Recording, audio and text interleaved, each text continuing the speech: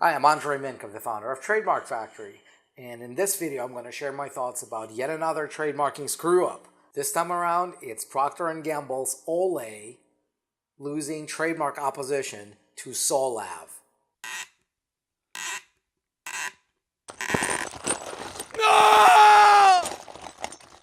So let me read it from the article, and you can find the link in the description below.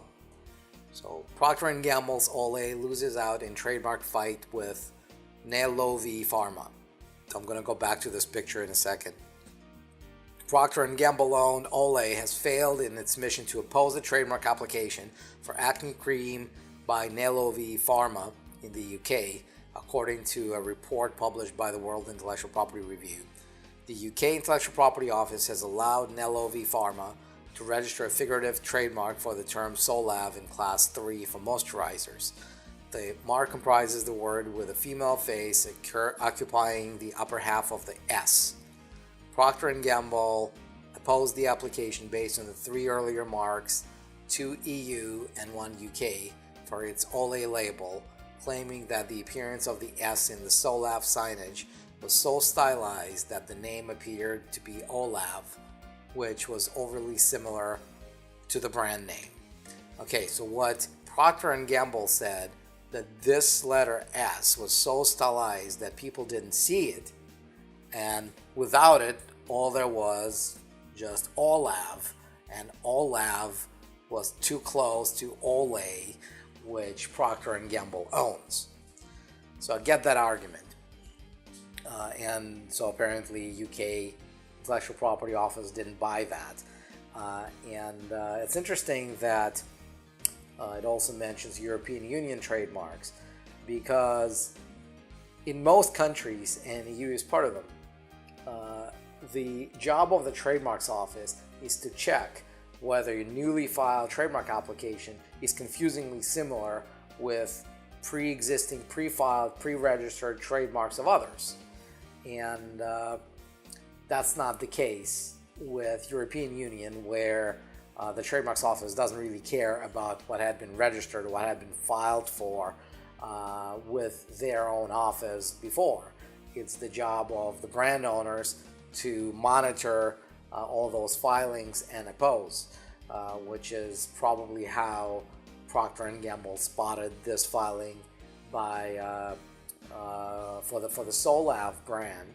And just a thought that's besides the point, that it's funny because in the European Union, the filing fees for filing a trademark are probably one of the highest, even though they do the least amount of work. Doesn't make a lot of sense to me, but apparently that's how they operate.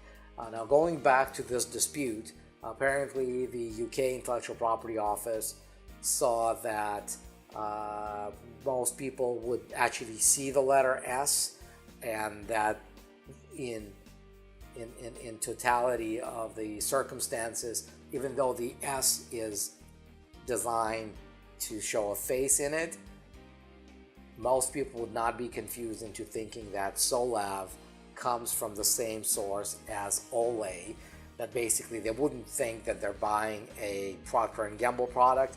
They wouldn't be buying Solav because they were thinking that they were buying Olay, and the opposition was unsuccessful for Procter & Gamble.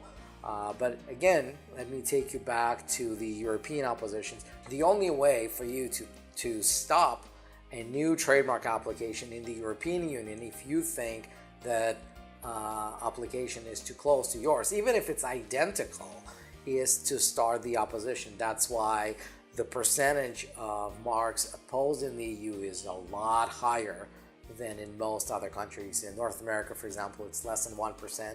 It's a lot higher than that in Europe.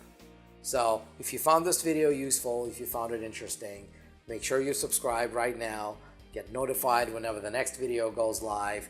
And if you've got a trademark you want to protect, whether it's EU, whether it's UK, or any other country, because we file trademarks in over 120 countries, go to trademarkfactory.com and book your free call with one of our strategy advisors, and we'll be happy to walk you through the system, walk you through the process, answer all your questions, and see if you're actually a good fit to work with us. Until then, I'll see you in the next video.